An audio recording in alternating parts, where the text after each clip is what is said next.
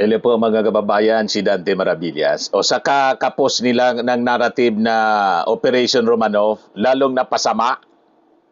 Kasi mga kababayan, sa pagtatanong ngayon ng mga senator judges, yung Operation Romanov na pinalalabas nila, directed to the Vice President, na-establish mga kababayan na it was directed actually to the first family sa ating Pangulong Bongbong Marcos.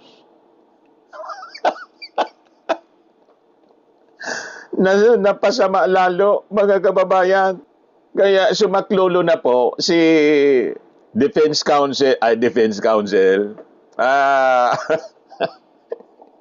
Senator Judge pala, Alan Peter Cayetano. Dahil sa mga naunang pagtatanong, mga kababayan, ng mga Senator Judges, tulad po ni Erwin Tulfo at saka po ni Ping Lacson, napatayo si Alan Peter Cayetano para mag-abogado uli kay Sara Duterte.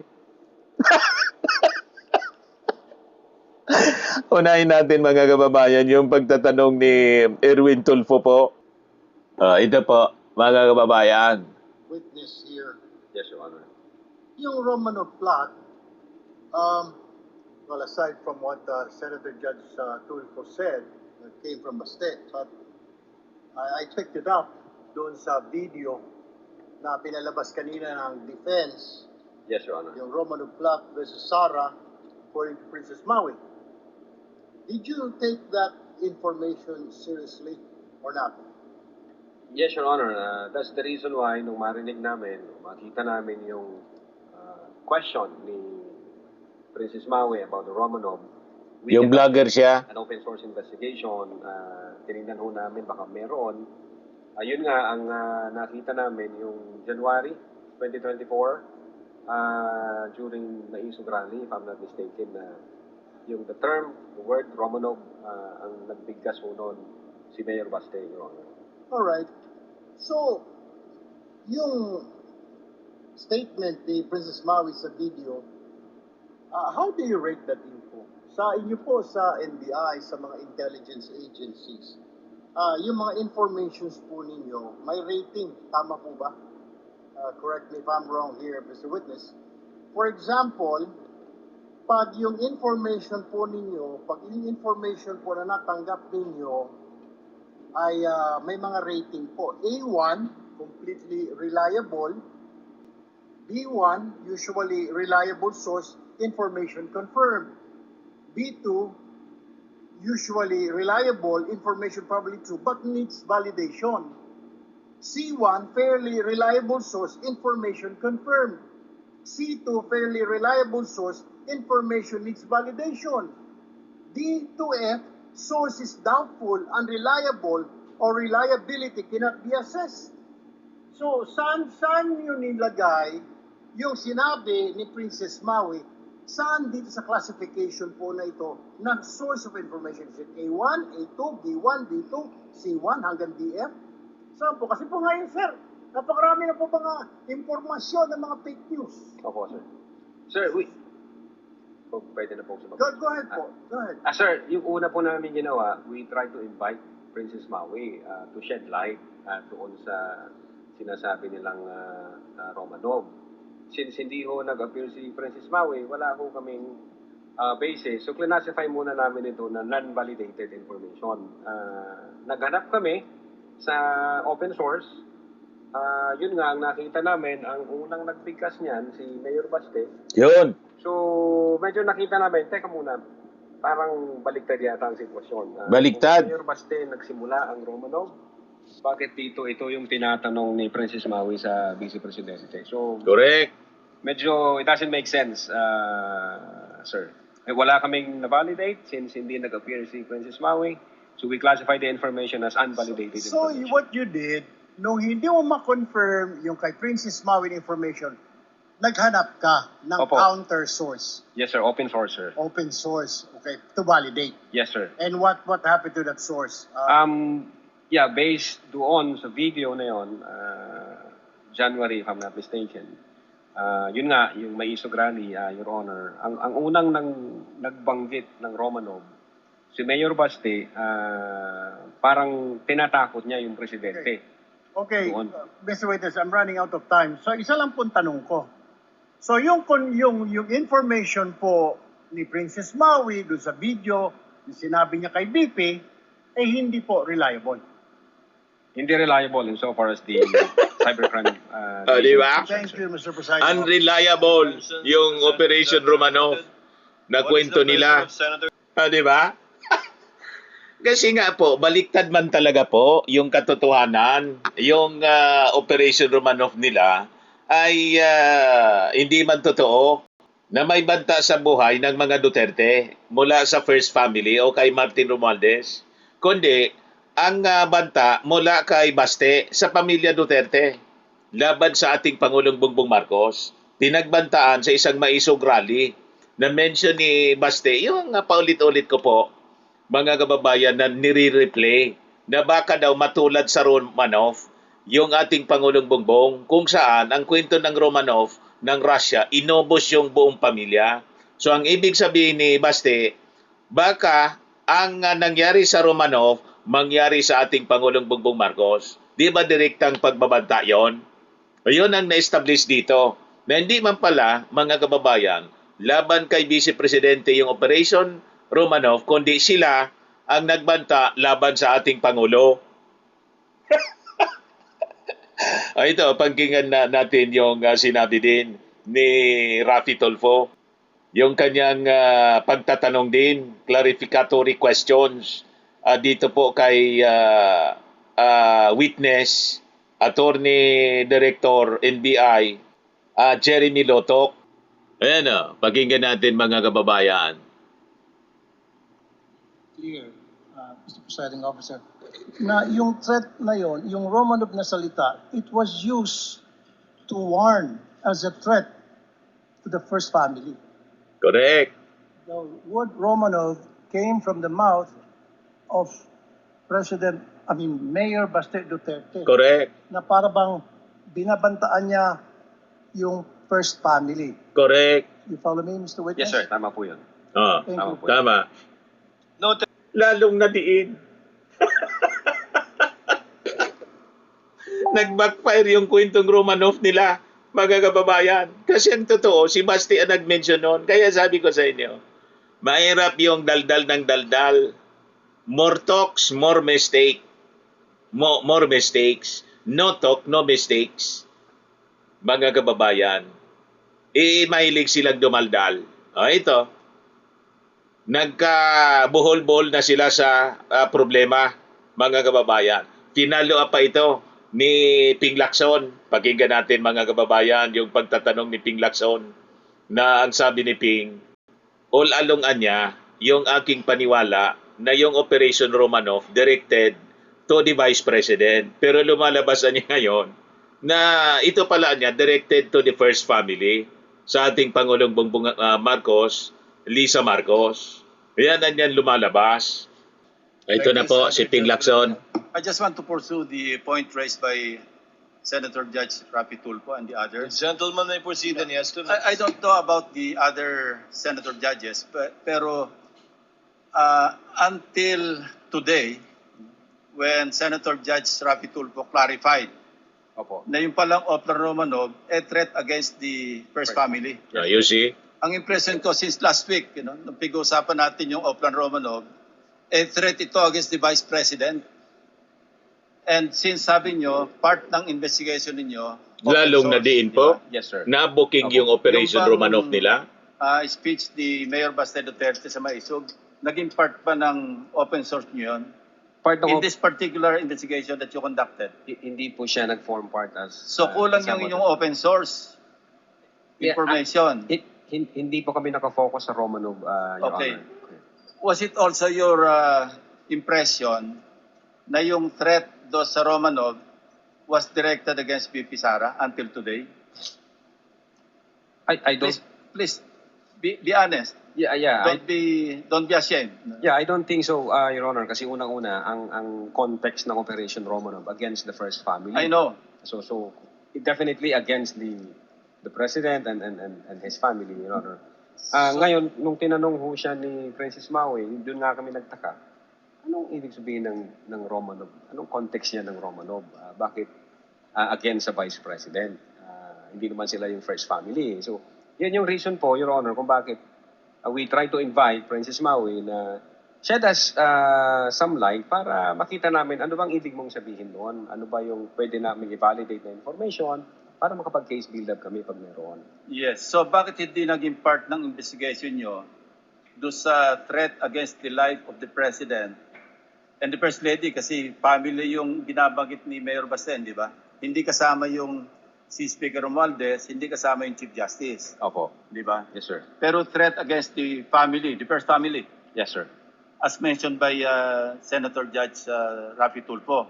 Yes, Your Honor. So, ang sabi mo, hindi naging part ng investigation nyo doon sa inyong investigation report or sa affidavit of investigation, yung open source ng maisog. Hindi po siya Which- nakasama. Bakit hindi napasama? Open source din yun eh. That could reinforce Correct. yung theory Dapat sinama o nila. yung conclusion nyo na meron talagang serious threat against The first family. the President and the others. Correct. Bakit hindi nyo ginawang part doon sa Nakaligtaan affidavit of siguro investigation? talaga. Unless Dapat sinama. Tama si pareho tayo na Ping. impression na until today, ang alam natin sa Romanov, threat against BP Sara. Yun ang Na- impression ko since last Napasama week. pa Yun ho by the yung, way. tuloy. Yun po yung impression namin nung hindi pa namin nakikita That's sa exactly open my source. question, Attorney Loto. Napasama pa. So ngayon nyo rin lang na-realize na yung palang Oplan Romanov, threat pala sa First Kita Family. mo First na. family. Opo, Your Honor. Hindi Thank sa you. Vice Presidente. Noted, Tapos? entered into the records. Nadurog yung narrative nilang Operation Romanov. Nabaliktad tuloy. Kasi ang totoo man talaga, sila yung mahilig magbanta. Di ba? Hindi yung pinapalabas nila na may tinitreated sila. Kaya si Sara Duterte nakapagsalita ng ganon. Pinagmumura at nagbanta. Yan ang pinapalabas nila na may Operation Romanov. Kaya bilang ganti, ayan, binanta na niya yung ating Pangulo si Lisa at saka si Martin Romualdez. Ngayon, lumalabas mga kababayan sa investigasyon, yung Operation Romanov is not directed to the Vice President, kundi directed pa sa Presidente mismo, sa First Family. O di ba? Lalong lumakas yung kaso laban kay Sara Duterte. Yung Article 4, mga kababayan sa impeachment complaint, lalo pang na-solidify, lalo pang na-bolster. Kaya napatayo mga kababayan siya, si Defense Counsel. Senator Judge Alan Peter Cayetano. Ito, pakinggan natin po.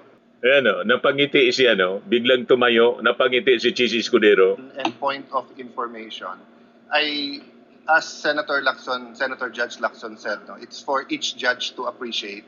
But let me put context, I'm not close to VP Sara. Nag-deny pa I'm not close na hindi to, siya close. Mayor Baste. Pati kay Baste. Ang kasama ko sa Congress si Huwag kami. former Deputy Speaker Pulong. But in the last 4 years, I think I've seen him twice or thrice. Yes, Your Honor. Vice Okay. Presidente ka ni ni My Digong nung sinabi ni Mayor Baste 2016. is pag natulog ka sa gabi, remember the Romanovs. So we have to look at our history. The Romanovs were evicted via a revolution. Diba? So, Mayor Baste was doing a parallel ng 1986 na paalis yung mga Marcoses via revolution. But unlike the Romanovs, the Marcoses were given asylum or whatever you call it in Hawaii, and over time, nakabalik until the president became president. Ang Romanovs, inubos sila. Di yun na nga, mas malala kasi itutulad sa Romanov. Do ang ibig sabihin na nasa isipan ni Baste, matulad sa Romanov, uubusin din ang pamilya Marcos. O di ba yun ang malinaw na ibig sabihin nun? O lalong na din dahil sa pagtatanong mo, clarify mo pa. Ituloy natin mga kababayan kasi sinasabi niya rito, pinapalabas niya kung niya yung nasa isip ni Baste itulad sa Romanov, bakit daw hindi nag-react si Amy Marcos na isang Marcos? Si Amy Marcos na binantaan nga yung yung kanyang kapatid si PBBM, kumampi pa kay Sara. Inimagine yung ulo ng kanyang kapatid na tanggalan ng ulo yung kanyang kapatid, kumampi pa sa gustong magtanggal. Di ba? Kay Sara.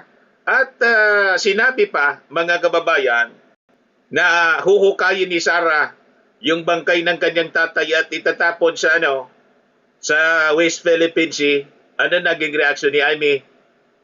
Parehas pa rin. Nandun siya, kampi, sa gustong itapon yung bangkay ng kanyang tatay sa West Philippine Sea. So anong asahan natin dyan sa taong yan na naging Duterte na rin?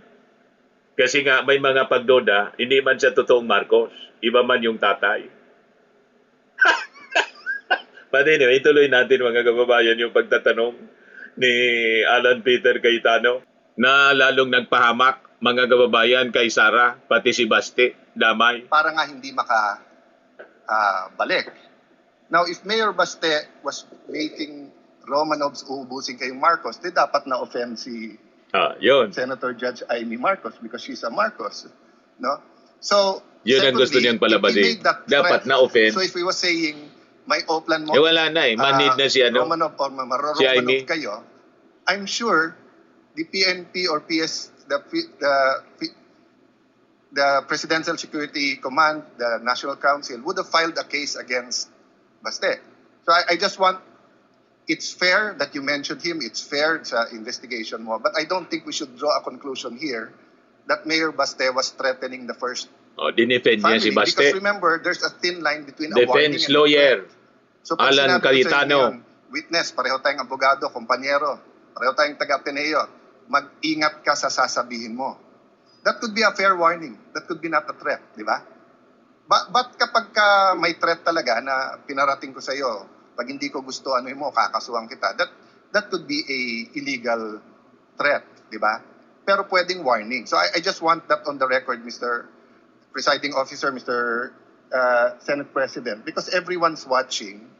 And in the same manner, we have to be fair to Natuwa the first yung family. Defense We have to be Council, fair pinakita. also to Mayor Baste and to the Duterte. Kakampihan niya natin rather than talaga. draw a conclusion that there was an actual. So the Council for Defense was making a distinction, mentioning Romanov and Oplan Romanov are two different things. It may be the same, it may be different thing. For all we know, narinig ni Malusot na naman. Mayor Baste na sila Romanov, kaya binanggit niya pabalik. We don't know. I don't know.